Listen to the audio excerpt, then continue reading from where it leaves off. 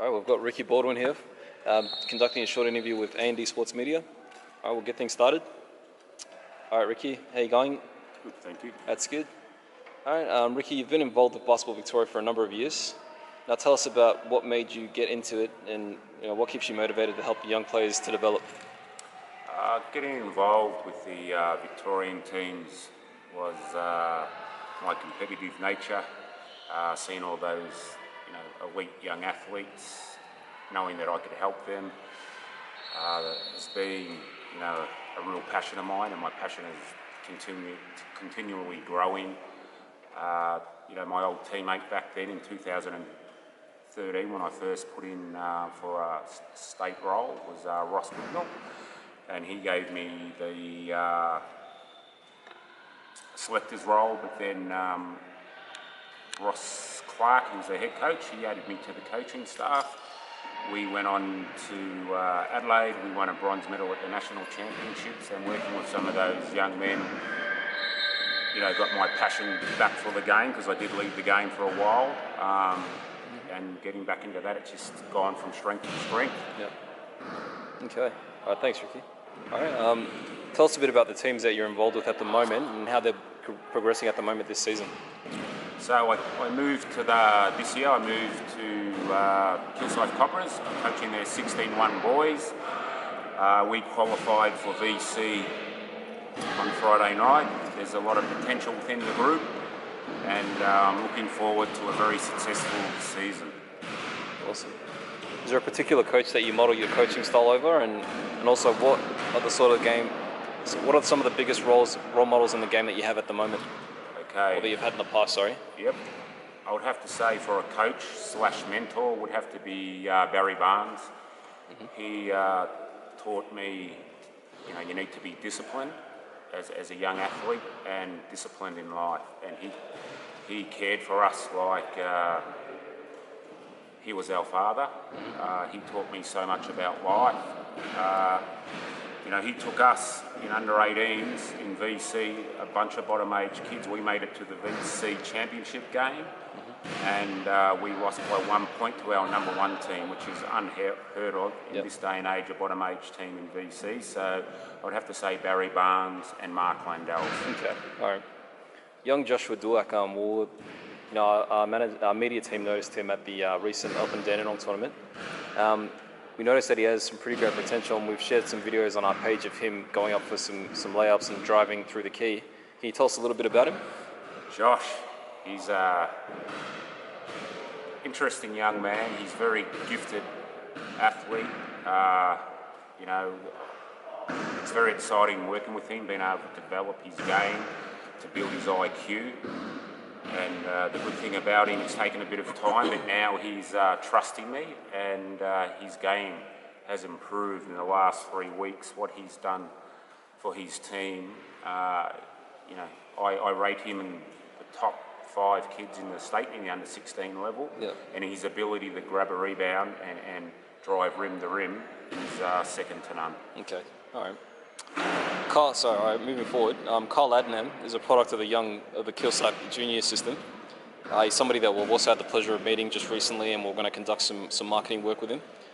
Just connecting him with the fans that he has back in the eastern suburbs. Can you tell us a little bit about him and what he means to Kilsyth, and how he's pretty much progressing at the moment with his NBL career?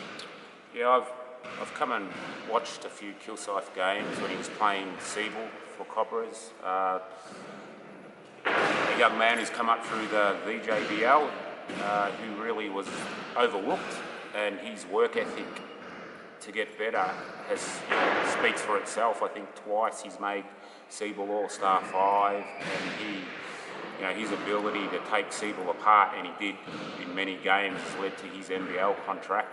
I think he has a big future ahead of him. I hope United, give him the opportunity, because as we've all seen, once he gets that opportunity, he can definitely play at that level. Yeah. All right. Talk to us a little bit about the current crop of young Aussie basketball players coming through the Victorian and Australian system in general. Okay, in your opinion, who are the brightest prospects, and who do you think can take their game to the next level? I think a homegrown talent. He's from Melbourne boy. He's currently in St Mary's, Jock Blondell. He's 6'11", and he is, tearing apart in the NCAA. I think he'll go into the lottery this season in the top 10 in the NBA draft. You'd have to look. Will White, he's an Indigenous player. Will White McDowell, he's currently playing over in Germany. Okay. He's put up some really big numbers, and he's talented. He, what is he, 6'5", can play the 1-2. I got to watch him in a QBL game late last year, and what he did, he had like 30 points, 10 rebounds, 10 assists, and 5 blocks, Wow. which was pretty impressive. Yeah, definitely. Yeah. You'd have to look at Deng Adele from Louisville, 6'7", very gifted small forward. Again, I think he's going to go, in the NBA this year for sure. The other young Australians, you've got Mason Petling at Eastern Washington, 6'7", 4-man. He's having a really good season there at Eastern. Mate Corlina, he's moved to Hawaii.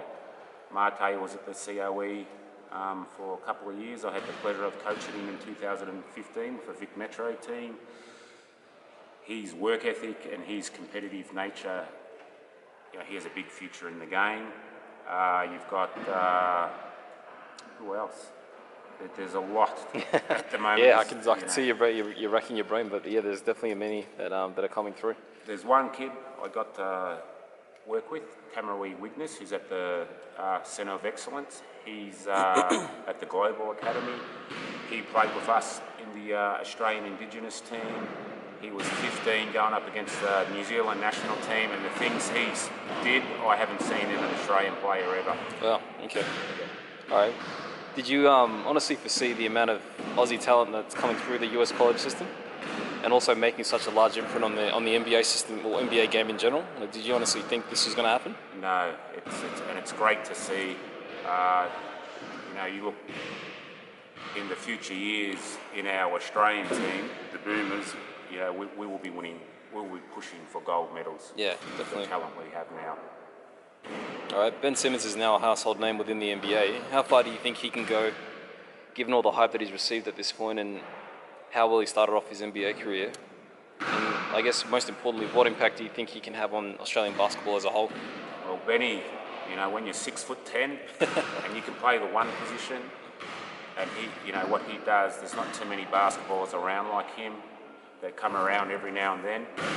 He's averaging 17 points, 8 rebounds and 8 assists as a rookie. He's a gifted athlete, and he's going to take Australia to a gold medal. Yeah. All right.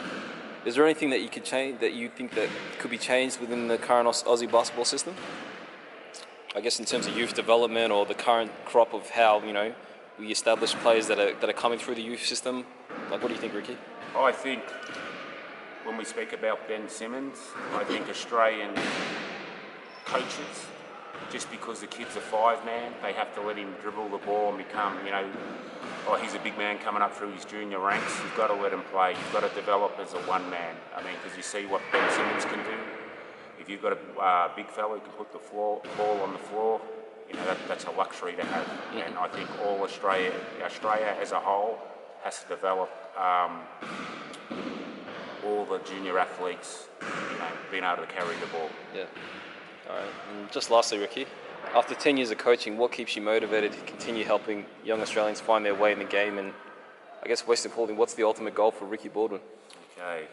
I love developing, when you can make an impact on a young athlete's life, mentor them, teach them not just about basketball, about their off-court decisions can affect their on-court decisions. So that's very gratifying when you see them, make state teams, junior Australian teams, go to the US college system, to the NBL. So to have that impact for me, I find very gratifying. In the future years, I've been assistant coach at Siebel twice now. I'd like a crack at a Siebel head coach. Yep. Ultimate goal, NBL coach. I'd love to be the head coach of the Australian Indigenous team, because that's a real passion of mine, and I hope, Basketball Australia and Basketball Victoria make an effort with the Indigenous communities and creating pathways for them. Yeah, definitely. All right, thank you so much, Ricky. This is A&D Sports Media, and we're pretty much coming to you from Kilsyth Stadium. But yeah, thank you again, Ricky Baldwin, for taking your time to have a chat with us, and we look forward to having a chat with you again in the future. Thank you. Thanks for your time.